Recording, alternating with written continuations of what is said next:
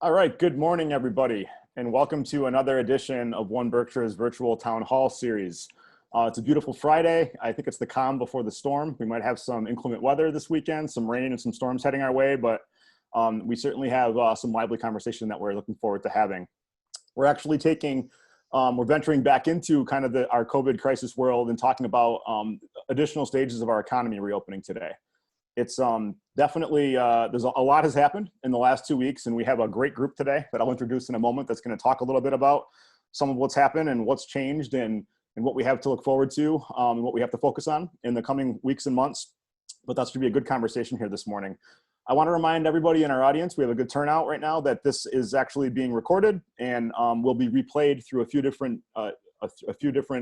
options. We'll have it posted on our social media later in the day. All these virtual town hall series discussions are always available on our website, 1berkshire.com, and they'll also be replayed through Pittsfield Community Television. So there'll be multiple opportunities to catch up on this content. So our format for this today is we're going to have about a 45-minute conversation with our panel, and listeners are welcome to submit questions through either the chat function or the Q&A function. We'll filter through some of those and try to ask them at the end, and we'll kind of round it out with a little bit of a Q&A if we have some questions submitted. And other than that, I'm excited with this group that we have this morning. So what I'd like to do is first just kind of briefly introduce all of you, and then I'll let you say hello yourselves. But we have with us, joining us again for the second time, we have State Senator Adam Hinds. Thank you, Senator. We have Eric Kerns, partner at Tourists, and one of those stakeholders in Northern Berkshire that has really moved the world in recent years. We have John Lewis, the CEO of Reset Enterprises and the chairman of the Black Economic Council Steering Committee.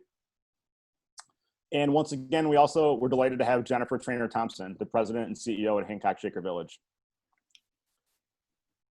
So what I'd love to do is just have all of you just take a minute or two and maybe share with our audience, just remind them who you are, and let them know kind of maybe what you've been up to in recent weeks as your work connects with the COVID-19 crisis. And we can start with Senator Hinds. Great, thanks, Jonathan, and thanks to 1Berkshire for kind of continuing to shepherd our regional approach, and particularly as it relates to the economy and reopening. And thanks to fellow panelists who, as you just mentioned, John, do so much for the region. We love you all. You know, I guess it does feel like we're moving through the phases. The first sign of that is I've reintroduced a jacket to my wardrobe. You'll probably see I really feel like we're open when I shave my beard. But you know, we're kind of navigating this place of absolute devastation from a health perspective, from an economic perspective, and beyond. With integrating and I guess finally getting glimpses of good signs. And just yesterday we had the unemployment claims in Massachusetts, the weekly claims announced, and for the week of July that ended with July 4th, we did see another downtick in those new claims of unemployment insurance. And we're kind of looking at a lot of indicators that would point in that direction as we're kind of seeing the valves open on the economy. My work, you may not be surprised, is really focused on a range of kind of reopening statewide efforts. We just did a big supplemental budget last week, $1.1 billion, largely driven by the spending that we want to do to be reinforced at the federal level. So we're talking, $350 million for PPE and $140 million for human service providers. I, of course, made sure we had $250,000 for Berkshire culturals and businesses and municipalities for COVID-related expenses, particularly related to the reopening. We got another $2 million to the Mass Cultural Council as well as a part of that supplemental budget to help our culturals and a range of other things. We're also right in the middle of a series of listening sessions for reopening. I'm the Senate designee on reopening, and so that's meant what are we hearing on the ground, and how does that translate into pretty significant new bills that we've either in the process of passing or have. We have an economic development bond bill or bill that's coming down the pipeline, so we're trying to populate that. And that might be an interesting point of conversation today. I won't go into the details now, but we're talking a lot of support to community development, financial institutions and other things that'll be really relevant out here. We're doing things like passing telemedicine because we're seeing the changes of COVID and how that's impacting how we're living our daily lives and living and operating our institutions. And of course, childcare, we just had another hearing on this week. So all of that is kind of, we're working to translate that into how do we support everyone on this call and our local institutions and businesses and towns. Maybe we'll kind of wrap it up there for a bit, but there's a little, just today, I'll close it with this. Just today, we're doing takeout cocktails for restaurants. And it kind of gives you this sense that, and we have a bigger restaurant bill coming, that we're still just trying to grab everything that we're hearing in terms of needs and what are the small steps and the big steps we can take that will provide local support. And that'll be another one, try to get more cash into the hands of some of our restaurants. Well, Senator, thank you for all that. And again, thank you for continuing to be so available and accessible during all this. You've been a tremendous advocate. And I think from our perspective at 1Berkshire and certainly in the region, we really appreciate your creativity and the way that you've been able to access so many different networks and hear our voices. So Eric, would you like to say good morning? Good morning, everyone. Thanks so much for having me. It's great to be on with this group of people. I haven't seen any of you guys in person for months and months and months. And so it's nice seeing your faces here. I'm never wearing a jacket ever again. That is my COVID promise to you. We're excited that we opened tourists back up last week in a very modified format, certainly from what we've been doing in the past. For those of you who don't know, that we are a hotel right essentially halfway between Williamstown and North Adams, right on Route 2. And we're cautiously optimistic that there's a way to do this in this time that keeps both our guests and our staff and our community safe and still allows people to access the things that are really valuable, we think, in this time, particularly the unbelievable nature resources that surround us. While many of us who live here in the Berkshires have ready access to trees and grass and rivers all the time, certainly we're learning that our friends in metropolitan areas who don't have access to that are craving it. And it's a very healing thing, I think, for people to be able to once again come and visit these places that can provide that kind of escape. Certainly it's not the Berkshire summer that we've experienced in the past, the lack of Tanglewood, the lack of the Williamstown Theater Festival, the different ways that things are operating are unusual, but we're grateful that a lot of places opening this weekend. Up here, Massapoka opening tomorrow. Is that right? Today, Friday? Yeah, tomorrow. And the Clark opening on Sunday. And I guess I'd finally just say, we were very fortunate to be able to, both through kind of our own commitment and through PPP funding, we were able to keep our entire staff employed throughout this process. That's something we felt strongly about and committed to doing. And while some of the time was certainly spent just letting people stay at home, we also used it as a time to get people outside and try to tackle. So we have about an 88-acre property and we've cut a bunch of new trails, and we had kind of our own little miniature civilian conservation corps up here. And it's been gratifying to help people accomplish things in this time where it seems like the world had slowed and stopped almost. And so that's been a really gratifying experience, I think, for our staff and for us. Well, thank you, Eric. We look forward to hearing more in this conversation about tourists and what's happening up there. And kudos to you and your team on keeping everybody employed throughout this entire thing. I know not all organizations have had the bandwidth to do that, but that's a great example of thinking the right way for the organizations that have that kind of capacity. John Lewis gets the award this morning for the best backdrop, I think, with the alpaca llama. Good background noise.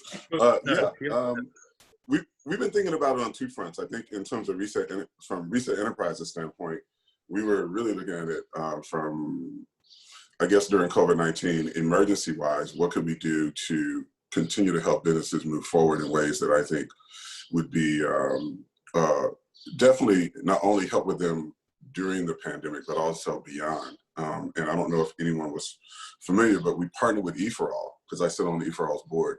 And we partnered with E4All, Reset did, in terms of creating a 2-week online accelerator. And that online accelerator really serviced about 20 businesses within the Berkshire community. And thank you, and shout out to people like Deanna Ruther and, oh my God, Greylock Bank, and I'm missing someone else. But anyways, we got about 20 folks in there. And those businesses, you know, and the feedback we got was amazing, just because a lot of these folks, you know, got stuck, you know, and needed to marshal their business online or had to pivot. And now they have successfully been able to do that. So you're talking about 20 companies and 20 businesses that we were able to effectively impact, like right immediately, but also have long-term impact, which I think is super amazing. So Reset is continually looking at how can we help not only grow our business, but also look at from the perspective, how can we grow and use our social innovation technology that we use to help the community. Right now, we're working on a community education platform. We're also looking at other aspects of it, because we don't know how long-term this is. So how can we continue to educate and build skills, you know, within the community via an educational platform for the community that can marshal things moving forward. So stay tuned for that. The other part, as my other side, is serving as the chairman of the Black Economic Steering Committee. One of the things that we found out for, you know, Black and minority-owned businesses, there was no real massive representation for them here, no organizational infrastructure. So what we did immediately was join with, you know, the Black Economic Council of Massachusetts to kind of leverage their infrastructure moving forward. They're located in Boston, to be able to kind of move forward, but also to be able to get out and do surveys with those businesses to really understand what it is they needed during this time. And a large part of that was obviously funding, but and we were able to get businesses funded, you know, partnering with BECMA and partnering with funds that are out there, but also communicating with them about what resources were available. The other part was is that we partnered with Greylock Bank at a time where I thought it was really important during the PPP loan, where some of the businesses needed technical assistance in terms of filling out because they had more questions. We were able to do that and actually help 20 minority-owned businesses be able to do that. So what does it look like on the other side now that we're reopening? What's happening now, I think, is the businesses have been able to innovate and kind of pivot, which has been great. But now, how do they continue to get business? You know, we look at some of our, you know, people like Elegant Stitches, who maybe a lot of their business came from schools. You know, those are not open now. So we're looking at minority contracting opportunities and also trying to really bust those doors open, because I don't think that this area could do a lot better job in terms of businesses that are minority contractors doing businesses with those individuals. So we're trying to identify those spaces moving forward. We're also looking at partnerships and collaborations big time. And it's good that Senator Adam Hinds is here. We're going to be having a meeting today looking at what kind of revenue can we bring from the state here to the Berkshires. We're meeting with the executive director of the Black Economic Council of Massachusetts. So what we're looking at is trying to A, collaborate, figure out how can we create more resilient structures moving forward, and then B, create opportunities for businesses that have pivoted to actually get business during this reopening phase. And then I think the third part is what I believe is the most important, and that's the collaborations, you know, that we're doing moving forward to try to help build this, what I call more diversity, equity, inclusion infrastructure that was talked about in the beginning or before this, but got exposed that it wasn't as robust enough to actually meet the needs of those communities as well. So those are the things that we're looking at in the opening phase of it. And then lastly is our Idea Jam. And our Idea Jam was a design thinking process that we did with over 130 folks from the Black community in different areas of economics, recruitment, retention, neighborhood revitalization, arts and culture. And then we'll be marching a report that will be probably coming out in the next 30 days, hopefully. And that will also inform how we'll be able to move forward as well on those fronts. So like planning strategically, but also resilience models, creating real opportunities for collaboration. And I think those are going to be the winning kind of strategies moving forward for us as we begin to look at how we're going to navigate this third phase of reopening. Well, thank you, John, and thank you for your leadership in bringing the Black Economic Council together. I think that point on collaboration is key, and I know that you've played a huge role in building some strong and in many cases new collaborations in Pittsfield and beyond. So we're excited to hear some more of that today too. I also would like an update later in the day with your meeting with Senator Hinds on whether or not he keeps the jacket on this humid afternoon. Jennifer, would you like to say good morning? Good morning. I never wear jackets. I'm director of Hancock Shaker Village, which is a 20-building historic site, and it's also on 750 acres of meadows, forests, streams, and a reservoir. And I've never thought of it as a hybrid, but we were allowed to open our outdoors in phase 1 at the beginning of June. And so we were open 4 days a week for the month of June. And it was fascinating to see. It forced us to rethink the property. And like Eric said, you know, we live with the woods and the birds and the meadows and the fresh air. And it's such a tonic for us. And I think that as the Berkshires reopen, we're going to see even more just how much a tonic it is for our visitors. We created a one-way path. We brought all our baby animals outdoors, but we really sort of pushed people into the woods and on our forest trail as well. And the numbers were interesting. About a little more than half of our visitors during those 4 weeks were from Massachusetts, I think primarily from the Berkshires, but about over 30% were from New York.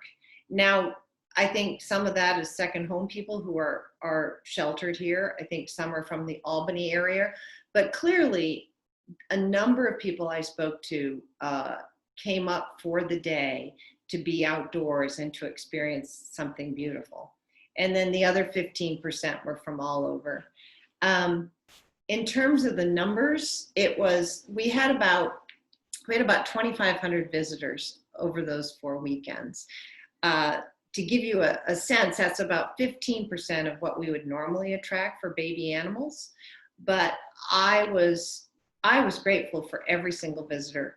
Thanks to the PPP loan, we had our full-time staff of 25 working.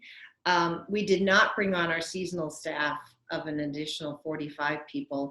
And our full-time staff were all front of house. So similar to Eric out there, I imagine you with a chainsaw getting rid of the bishop's weed and the scrub oak. I was a ticket taker. I was a clicker to check people when they left. And that was actually very, very gratifying. Our senior staff is often administrative, and we're not forced out into the village, you know, with greeting visitors daily. And it was a great experience because we found that I didn't know what to expect. We put a lot of effort into our safety measures. We had people stand a cow's length apart, which is 10 feet, not 6 feet. And we wanted to make sure that our staff was safe and that our visitors were safe. And universally, people expressed gratitude that they felt safe, but they also expressed gratitude that we were open. I mean, I have never felt such gratitude from the public before. I mean, it felt like they wanted to hug me. None of us did, but it was, I think that people are just yearning, and I think we all feel that ourselves too, right? We're yearning to connect to things that make us feel safe and provide comfort, and then also provide joy. We closed over July 4th weekend, and then we are opening tomorrow, like many other institutions, as Eric mentioned, Massamoka and the Clark, and also in Central Berkshire, Berkshire Botanical Gardens, Namkeg, the Mount, a lot of places are opening. We're opening tomorrow with our historic buildings as part of phase 3. And we're excited and a little nervous. update. And I love the point you make about, you're kind of getting out in the field. We've heard a lot of stories from different businesses of, people from the front of the house working in the back of the house during all this, people from going from the administrative offices out onto the floor and kind of experiencing different parts of their organization. So it's kind of that all hands on deck piece that I think there's been some lessons learned by everybody. Yeah, it's a good thing. It is a good thing. So getting in kind of our first topic, I'd love to hear maybe first from Jennifer and from Eric from the lens of, some of our larger kind of anchor organizations, one of our key lodging properties, one of our key cultural organizations. But so as we enter phase 3 now, phase 2, we saw dining, we saw the return of some retail, we saw the late return of lodging later in phase 2. And in recent weeks, we've obviously seen the quarantine restriction lifted. So now we have our visitors from New York and Connecticut and elsewhere, many of them able to come back. So with phase 3 beginning now, we have, some of these key properties are reopening. As Eric mentioned earlier, Mass Mocha this weekend, the Clark this weekend. We know Norman Rockwell is soon to be opening. So, what does that mean? So, obviously we had a little bit going on. Now we got more going on. Are we getting to a point where we have a critical mass where we're going to start to see some more activity here economically that in many ways, is much needed? And either one of you that wants to jump in, go ahead. Oh, thank you, Eric. I think we're going to see, yes, I think we will see more. It's so hard to predict. And I imagine you all feel this way as well. It's so hard to predict what's going to be in 3 weeks, let alone, I don't even think about 3 months. But what I feel, and certainly what we're doing, is reimagining what the visitor experience might be, with safety foremost in our minds. So for just an example, I think we're all really missing music. It's a key part of summer in the Berkshires, and with Tanglewood gone and the Pillow gone, it feels just startling. We're doing a back porch outdoor series on the lawn. So it's going to be a different kind of cultural experience. We're continuing to utilize our outdoor space as much as our indoor space in our programming. So I think that we're going to see reimagined institutions as they try to open up. Yeah, we've certainly reimagined the way we're operating a hotel. It's not, we're currently, for this first initial phase of us reopening, we're only open Thursday through Sunday nights. It's a 3-night minimum stay. If you stay the 4th night, it's 50% off. Everybody arrives on a day, everybody leaves on a day. We have keyless check-in, the whole deal. And it's different than that kind of constantly rotating people coming in, people coming out that a hotel normally operates. Based on our experiences last weekend, it's kind of awesome. Like, it's kind of really fun. Like, it's this summer camp kind of feel that people arrive and like kind of, are seeing each other from a distance and like, oh, those guys, we saw them out on the trails, and and I think that's people are navigating this new. We are finding that our guests are conscious about navigating this new world, and unlike some, we've all seen the pictures of too many people on the beaches in Florida or wherever and all that. We have felt that people have been very appreciative, as opposed to like kind of railing against us having policies and rules and things that we're asking people to do, that they're actually finding a lot of comfort in that. And that I would actually advocate, it's been really great to hear from Governor Baker a lot, that he really wants to empower businesses to like, to enforce is a harsh word, but like to be forthright about these things and say, look, in order for us to have this freedom of being open, these are the things we all just have to do.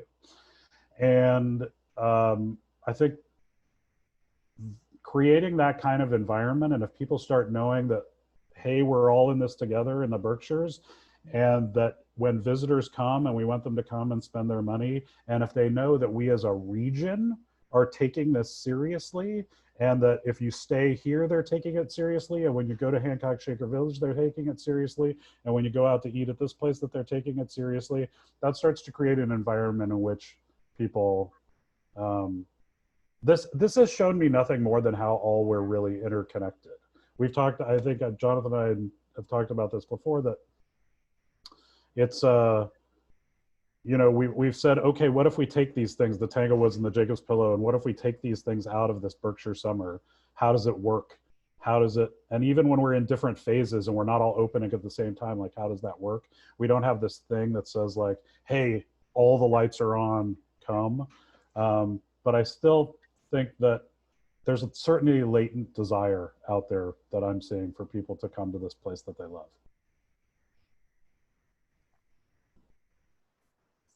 Well, thank you both for that. Senator, you can jump in?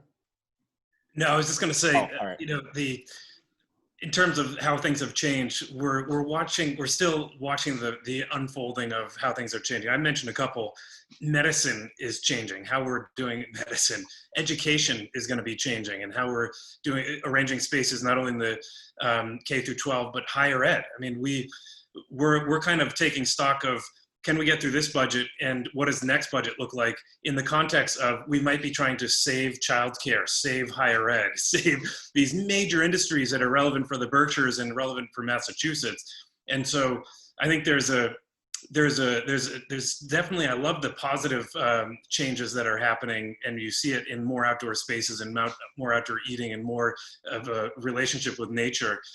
There's also just going to be, it's both an opportunity and a challenge when you think about a business. If you're a childcare provider, how the heck do you make that business model work when now the guidances are that you have to have half the capacity, and your model is based on how much you are bringing in per child?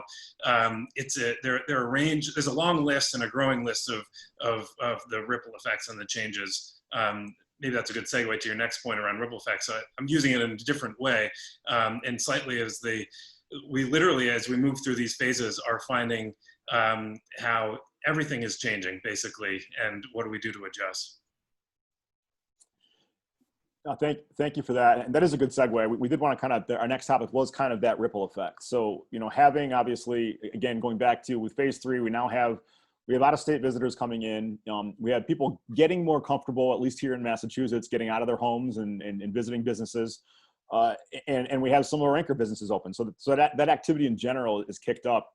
So from the lens maybe of you know, the small businesses and the other businesses that have been waiting for this activity, now it's happened. So, you know, what is the ripple effect as it pertains to you know, dealing with additional traffic? The ripple effect as it pertains to having to bring in more workforce, you know, bringing back people that may have lost their jobs or hiring new workforce. I don't know if maybe John Lewis wants to jump in. I know, you know, John, the Black Economic Council has a number of businesses that you represent that are in that arena of small business owners. Any thoughts on ripple effect? Yeah, I think that one of the biggest things is how do I, and Adam brought this up really succinctly, is how do I sustain, you know, because you lost business, but now you have to look at different ways of innovating around capacity. I was thinking about Joseph Austin in Great Barrington has a healing center, who most people came into his place. It's 5,000 square feet, but now he's pulled it outside, put a tent up, and done some things to that nature. So I think that the ripple effect for, you know, Black businesses are directly, number one is resources, you know, and how can we marshal more of those within the community to help people pivot and transition. The second of that is business, you know, where can they get business from? How can they reinvent themselves to manage more business and gain more businesses? Like I said, Elegant Stitches, like with schools not opening, you know, those are some of their main clients. So how do they look at new opportunities for new clients? And how, as a Black Economic Council, can we help them with that?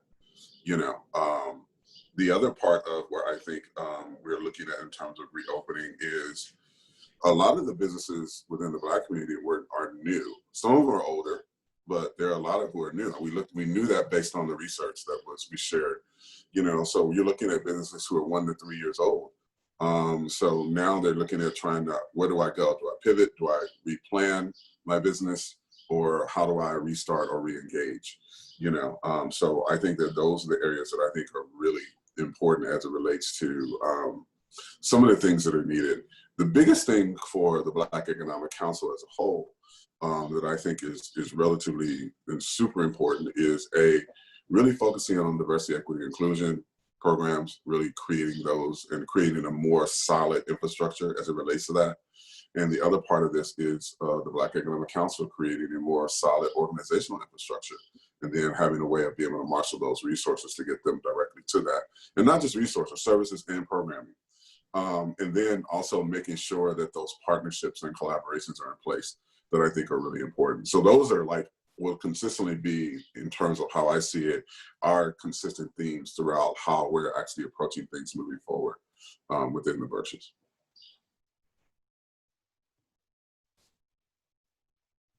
All right. Anybody else have any thoughts on kind of like some of the challenges that small businesses might be feeling? You know, I've worked in museums for a long time. Some of those years with Eric, and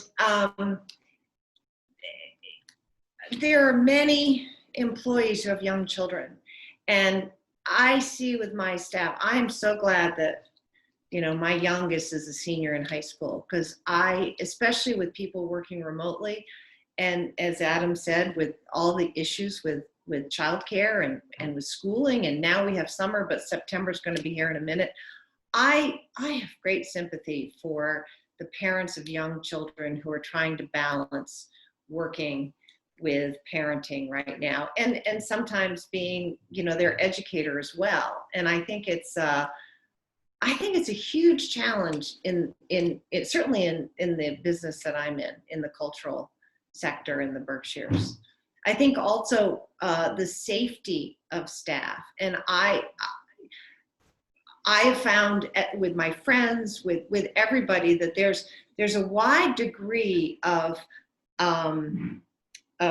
risk aversion, if you will, and some people are much more anxious about safety than others. And we took the position at Hancock Shaker Village that we were going to make it as safe as possible. And I think masks are mandatory everywhere, but when you wear your masks, and when you basically let people know it's okay to insist on masks, I think that, as Eric said, that I think that that is critical, that we are all in this together, being as safe as possible, so that when we do venture out, that people see, I think once people venture out and feel safe, that will encourage more venturing out. You know, I went to my first outdoor restaurant a couple of weeks ago, and I felt perfectly safe. And I felt like the restaurant was taking care of me. And that was really, really important. Sort of like, you know, when you're the parent to teenagers and they don't want their friends to think you have a curfew, but you really have to say, I'm the hard person here. And I think that as institutions and as small businesses and as large businesses, we have that responsibility to really to protect people, to allow them to feel safe to venture out as much as we possibly can. I think that's a great point, Jennifer. And again, this panel, which is doing such an excellent job, has appropriately transitioned us naturally to the next topic, which is that idea of balancing economic activity with public health. And maybe we can start with the senator and his thoughts on this one. But this is a critical one, and this affects, you know, the businesses. This affects our local residents, obviously. But, you know, in the Berkshires, our public health data has been very good, going all the way back to really the end of April. In Massachusetts, it's improved tremendously in the last 6 weeks. And obviously, as we look around the country now, we see, you know, we see examples of what can happen if this isn't done right, reopening your economy. So knowing that we're starved for this economic activity, and our businesses have been patient and waiting, and you know, in many ways, suffering themselves, waiting for you know, an opportunity to do more. How do we balance these things? The public health with the need for more economic activity. Eric cited a couple examples, as did Jennifer, but, you know, Senator, what are your thoughts from the state lens? So it's literally been a balancing act of applying what we know about transmission, applying what we know about each industry and their ability to, and sector and business location, their ability to kind of match those guidelines and protocols. And so that's why you've seen this kind of slightly eclectic mix of different industries included in each phase. And honestly, it's also, you're flying the plane while you're building it, because we're learning more from a medical perspective through these past 4 months as well. And so I think as a result, you see Massachusetts, even while other states are surging, we're just closely attuned to the data. And it turns out, knock on wood, and this is a warning, people are actually following the rules, and that's the first part. And so I think that's one of the biggest factors in being able to try to get ahead of the numbers and the trends that we were seeing. And the Berkshires, probably by no coincidence, was one of the first community transmissions, one of the first with inpatient treatment. And we got the message pretty clearly that we need to abide by the stay-at-home orders and wear face masks, et cetera. And you see that now when you're walking around. But as a result, we'll also see bars and things, they'll be the last thing to open as a result. It's been made abundantly clear now in most of the reports I've seen that in the southern states, that's where a lot of the spread has been taking place. And so the other factor, of course, is what's the status of our healthcare system? And as you've mentioned, Berkshire Health and others have been amazing, Community Health as well, CHP, at really not only shifting their internal posture, but being able to position themselves even now to absorb any upticks. And so you put all that together with community tracing and the like, and that's why we're in the position we are. Obviously, now we have to make sure that we're watching the data closely as we're opening that dial. We've heard Nick is on the call from Berkshire Theater Group, and we have some great new theater opening as well. And so he reminds us that we should talk about people buying their tickets. So go online for that. But an amazing outdoor arrangement that is, again, further evidence that we're being very deliberate in how we reopen here so that people can feel safe. I love Jennifer's point about if you're the customer walking in and feeling like the establishment is actively taking care of you, what a confidence booster for allowing us to continue on that path.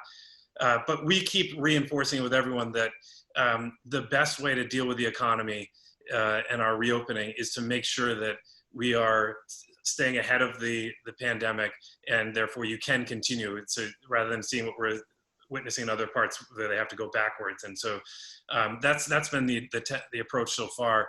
And so far it seems to be working. You know, may I jump in? You encouraged us to, yeah. I think one of the strong features of the Berkshires, one of the many strong features of the Berkshires, is that we're creative, nimble people as a whole.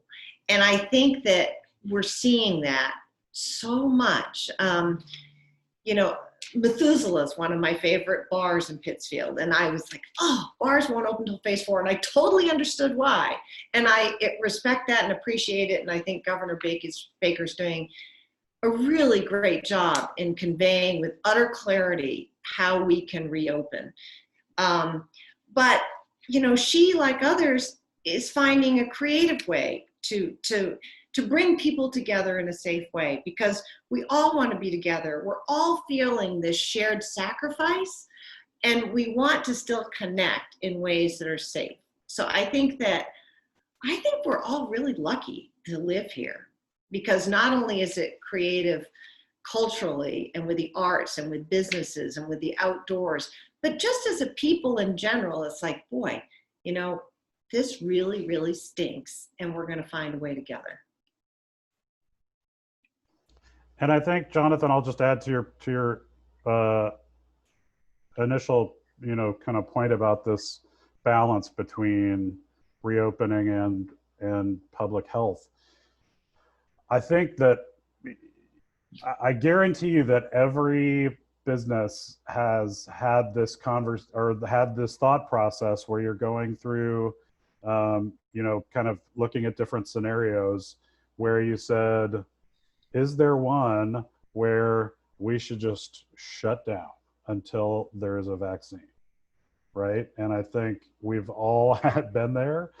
We're really grateful for the guidance from our leadership at the state, from Senator Hinds and from Governor Baker, and that like science has been applied to this, and that there's clear directives and protocols that we're following. But we were certainly within our organization torn many times by, you know, in the kind of like really dark part of this a month ago, thinking, you know, we do feel a responsibility to this community as an economic driver. We feel responsible for people coming here and spending money. We feel responsible for the rooms and meals taxes that we collect that go right in to support the city of North Adams. We feel like really responsible about those. We also feel really responsible about the fact that this community has very low COVID infection rates. And that knowing that a lot of places that our guests come from were places that were hotspots, New York City, Boston, you know, places that our people come from. And so we are that's on our mind all the time, that we want to make sure that this community is safe, that our staff is safe, and that certainly our guests are safe. And we were fortunate to, by virtue of just kind of a fluke, the way that we built tourists, it actually kind of lends itself in some really interesting ways to this time, because because it's like kind of a motel setup as opposed to a hotel, and we don't have hallways. That's good, right? We worked with a company in a great architecture firm in Boston called Mass Design that designs Michael Murphy, who's an amazing, I think you guys saw his TED Talk maybe last year.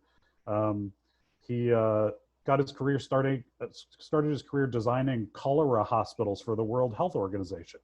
And he wrote a report for us about tourists saying like, well, actually, this is kind of how I would design a cholera hospital. The way your HVAC system works, you don't share makeup air with any other rooms.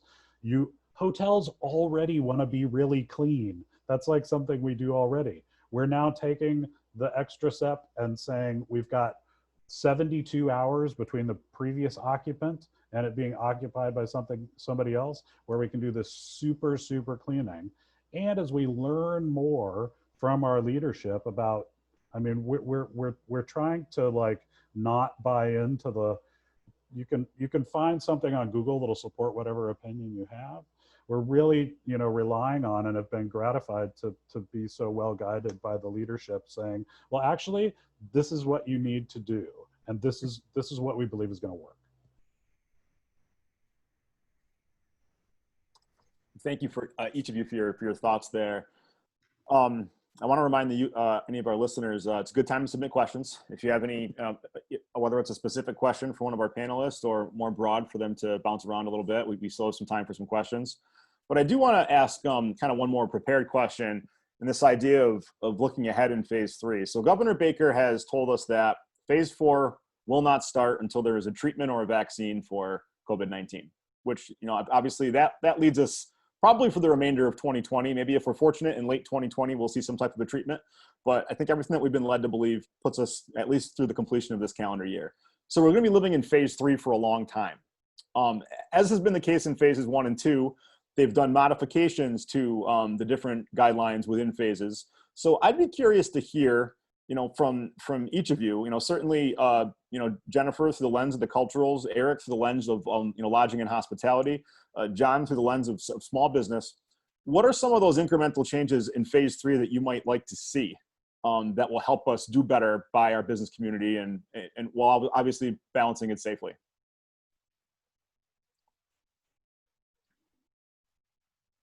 And I've left the group speechless. No incremental thoughts of things that you'd like to see, you know, modified, adjusted, or relaxed, perhaps? Well, I think that we've already seen some efforts to have a more like regional view to the that like just rules that apply, like things that apply in Boston aren't necessarily applicable to here, just because of the way that, just because of population density and all those sorts of things.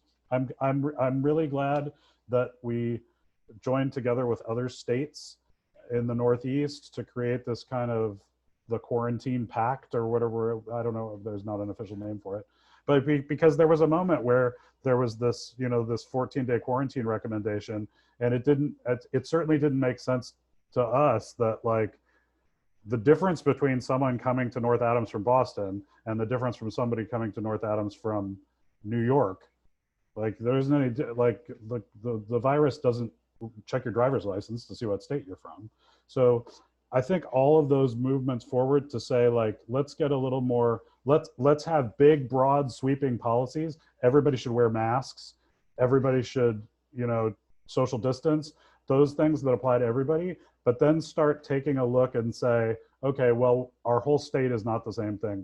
Much as the whole country isn't the same thing, our whole state is not the same thing, and start looking at if there's ways to kind of stagger reopening things. And certainly we thought about that here because like well before, I mean, we're 10 minutes from the Vermont border. So you could go a month ago and have dinner inside in Bennington and you couldn't hear. So like, just, I think recognizing the actual granular makeup of it is going to help.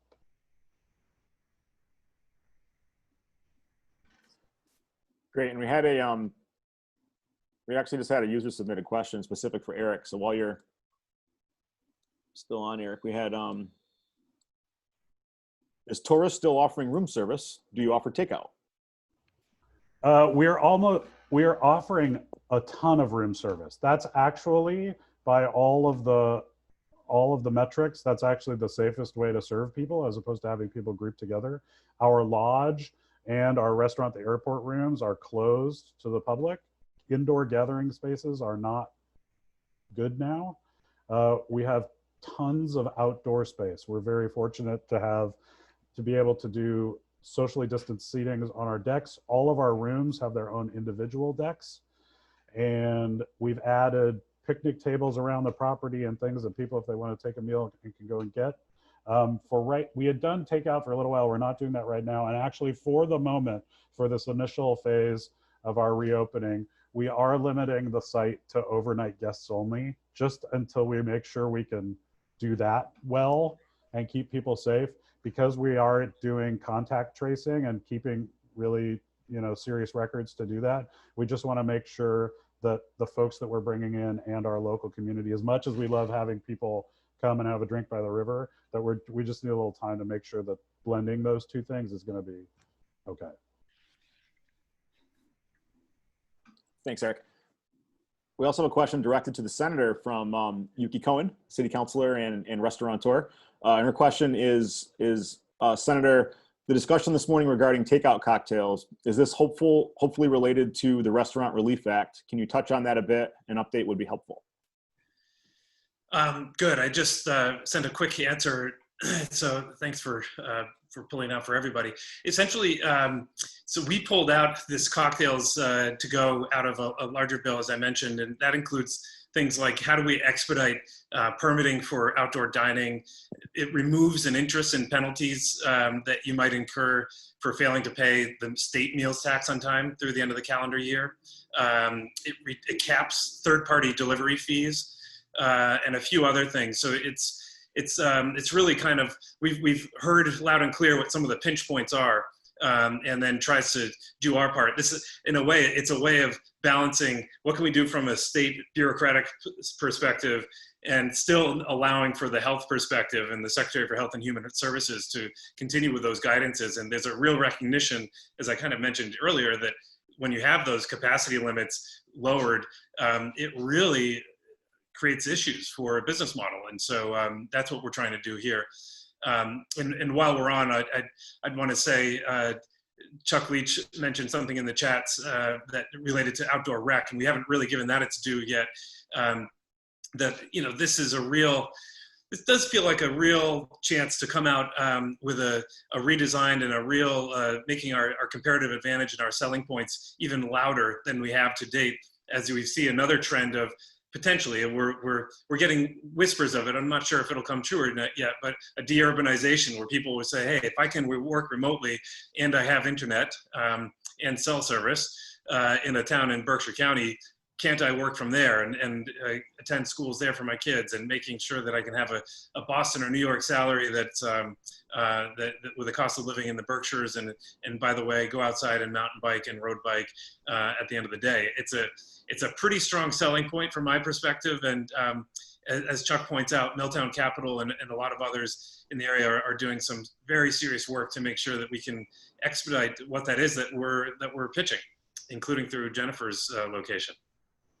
Yeah, I would second that, Adam. And at our last virtual town hall, we talked a little bit about how this pandemic, we're seeing more younger visitors, 25 to 45. We're seeing people who are looking for experiences, sort of an experiential vacation. And I think that a silver lining, if there is one, is that while we all have known how important and wonderful outdoor recreation is here, I think that there's gaining momentum to actually trying to push that as a destination. And certainly Milltown is key in that. But a lot of us are working on really articulating and defining, outdoor bike paths, bike trails, hiking paths, the connection, the connection between sites, the fact that we have, I don't know how many, 25 miles of mountain biking paths in Pittsfield alone. All that's starting to bubble to the surface because people want it and because it's something we can offer. And I think that's really exciting. I would agree. I think that the outdoor recreation question has obviously been more lively in recent years as more properties have been invested in. We've had kind of a maturation of that sector, but this has kind of given us the opportunity to really expedite that process of that becoming a bigger part of the visitor economy of the Berkshire's living experience. I know myself living at the bottom of Mount Greylock, the Greylock Glen Trail system and the adjoining West Mountain Road Trail system has been absolutely packed with people, socially distancing, of course, but hikers, people mountain biking. And, there's days when there's an excess of 100 cars parked up there throughout the last couple of months. So I think people who've been living here have realized that there's a lot more potential to unlock in terms of what they can experience with outdoor recreation. The problem is your dog is so big that it's hard to get by the two of you on the trail, I'm sure. I gotta take him in the woods usually, pull him right off. So, well, I think we've gotten through most of our questions. Were there any other topics that any of you wanted to jump into at all, before we kind of maybe transition to some closing thoughts?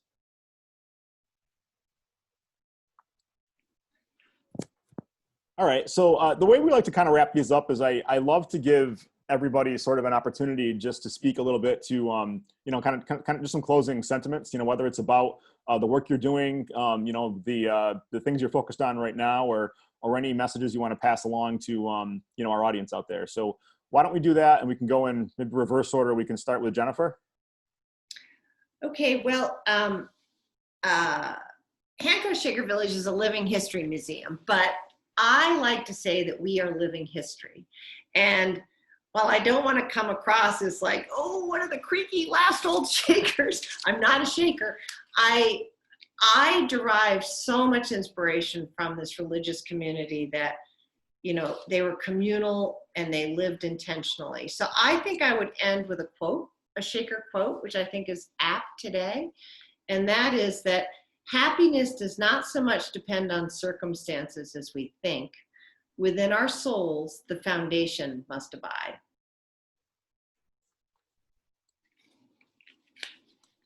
Thank you for that, Jennifer. And thank you for taking the time to join us today. Oh, my pleasure, Jonathan. Mr. Lewis. Oh, okay. I think my last thought, and I love Jennifer, we're talking about being nimble. And I think that our biggest asset here in the Berkshires, that we are that and creative and innovative.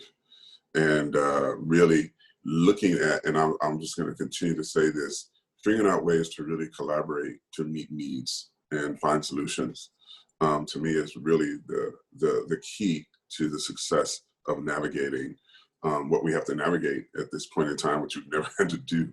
And I think the Berkshires is really primed for that in so many ways.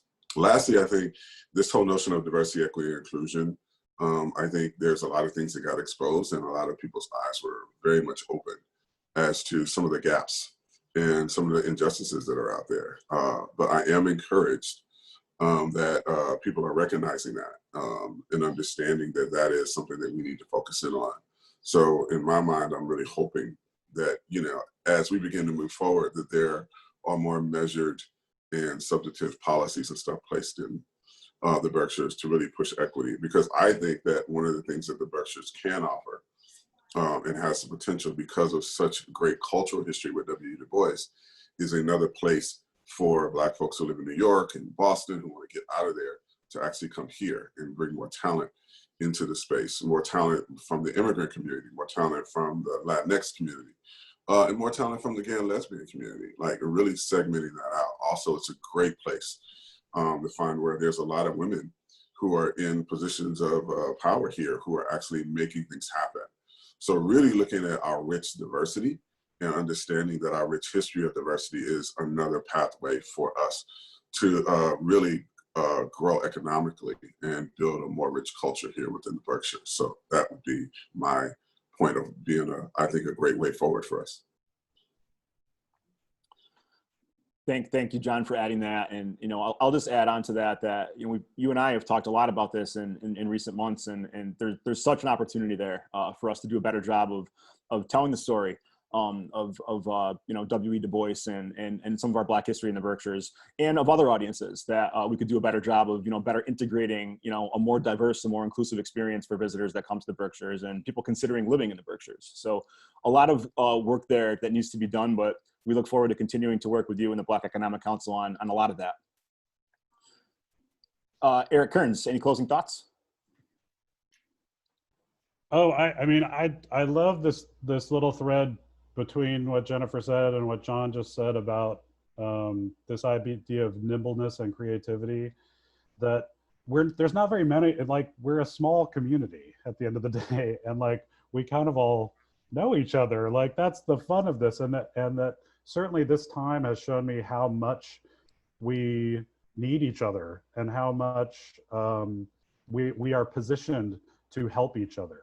And I think that especially when facing a common problem like this, that we've been able to elevate our game and work together collaboratively in ways that we haven't just necessarily had to before, but we've seen what the results of it can be. And so I think carrying that forward would be pretty incredible. One of my partners here and I have a weekly meeting that we've dubbed we call it the Only Lemonade meeting. And it's about, like, all it is about, like, taking whatever weird situation we're presented with and, like, how do we make lemonade out of it? Like, only lemonade. We are only in the lemonade business. We are not in the complaining and suffering business. We are in the lemonade business. And I would love, as we move forward in this community, and I think, you know, 1Berkshire is a great hub for this, is to, like, get us together and allow people to share. John's got something that he's trying to solve, or, you know, the senator's got something that he's coming up against, and we've got a bunch of really smart, creative people who recognize our interconnectivity and recognize that the rising tides lifts all the boats, and allow us to help each other in a more substantive way. I think that's something I'm really excited about that's come out of this, I think, is that, like, reliance on each other is actually good, and we should ask each other for help more. Thank you for all that, Eric. Senator, you want to finish this up? Sure. I'll just I want to recognize the participants here, the attendees. I mean, it's to Eric's point that we all know each other, and we're kind of locking arms and figuring out how to get through this together. And so to see Ann Nemitz Carlson, you know, with childcare issues, and Brenda at General Dynamics, and you know, city councilors, and Chuck Leach, president of a bank. You know, we're all sitting here. Heather, with working on the workforce piece. We're all sitting here kind of working through these problems. And it is absolutely the case that we see some real bright spots and some real challenges. I want to hammer home that this pandemic has, and then coupled with Black Lives Matter movement, has really laid bare that we have some serious challenges in our society.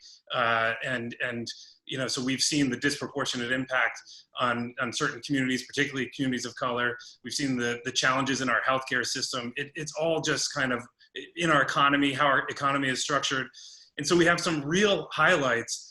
And life sciences in the Berkshires is one of those. We now have Berkshire Sterile Manufacturing announcing they're hiring at a minimum 60 people in the latest round, and Boyd Technologies taking on a lot of PPE production right here in Berkshire County. I mean, that's pretty amazing. I don't even have to talk about General Dynamics again. They're always hiring. And so you have this real sense of some real, some direction that we could push some of our residents towards for existing serious employment opportunities. We've also seen the challenges that have come from an economy that relies heavily on service, right? And so that's why our unemployment rates are a little higher than the rest of the Commonwealth, because we do have that. And similarly, when you look at the structure of the economy in the Commonwealth, it's because we've had higher ed and education and healthcare that we've been able to do better after other previous recessions. And that seems to be one of the inhibitors this year, this recession, right, is that now all of a sudden, well, higher ed is going to be facing a challenge, and healthcare has faced serious challenges while people have kind of made different choices based on when to go into the hospital based on what they're experiencing. And so anyway, that was a bit of a snapshot to say that we really need to be very clearly communicating with everybody who is attending an event like this to say, hey, wait a second, we do have opportunities in this part of our economy, in this part of the region, and kind of make sure that we're picking up people and moving them along the way. And I feel like that's what I've been left with in this crisis, is that there are a few folks who are just going to throw their hands up, and it might be lemonade, it might be zest, depending on what you need from that lemon, but we'll find a way to have a better outcome than we even went into this with. And we won't drink it on the rocks. That's what I thought he meant by lemonade only, but I guess you're right. Well, thank you for that, Senator, and all of you. I'm just going to wrap up. I have two quick kind of 1Berkshire announcements. The first is just that our marketing team wanted me to note that 1Berkshire's seasonal marketing efforts are officially underway now that we're in phase 3, and our 1Berkshire branding in the New York market, in the Boston market, and some of our other drive markets is well underway. It's focused heavily around outdoor recreation, the reopening of our hospitality venues and our cultural venues. And then also that, many of our restaurants have figured out outdoor dining and have created a great experience for people coming to the Berkshires. And we'll also, we're also going to be talking a little bit about the return of some of the performing arts with Berkshire Theater Group getting approved for some outdoor performances, and Barrington Stage continuing to, to advocate for the ability to be one of the first theaters to perform indoors under some, very strict guidelines. So we're excited about that, and hopefully that also continues to fuel our economy. And then the other 1Berkshire announcement is just that if you log onto our website, 1Berkshire.com, for businesses, there's a free poster that we created. It's the Stay Safe hashtag in the Berkshires pledge. And it's just a poster to post in the front of your business to let your customers know that you're taking public health very seriously, and you're taking certain steps to make sure that their safety is being considered and your workers' safety is being considered. So any businesses interested in that, we're just trying to get as many businesses as possible to post that as kind of a sign of solidarity in the region. And with that, I do want to thank all of you that logged on to listen this morning. We're finishing just about on time at 11:04. I want to thank our 1Berkshire staff for putting this together. Ben Lamb for being the man behind the curtain with the tech for this event, as usual. He does a great job with that. I want to thank all of you, our panelists again. This was a great group. You guys covered a lot of ground in an hour, and I really appreciate that. We were able to get perspectives from some very different lenses that are all very pertinent right now to what we're focused on in phase 3, and as we continue to kind of do this dance between public health and reinvigorating the economy. So thank you all. And last, I just said thank you, Jonathan. Anytime. But for those of you listening that do want to pass this along to others, it'll be available on social media by the end of the day. And we'll also, we'll share that out in some of our other communications. It's always available on 1Berkshire.com, any of our town hall series discussions. And we'll also be available on the Pittsfield Community Television with some reshowings this week. So with that, I want to wish all of you a safe and happy weekend. Hopefully the weather stays on our side. If it doesn't, remember our museums are opening, so you have an indoor option for things to do, and plenty of restaurants and eateries open as well. So thank you all. Be safe, be well, and we'll see you soon for another 1Berkshire Virtual Town Hall. Thank you.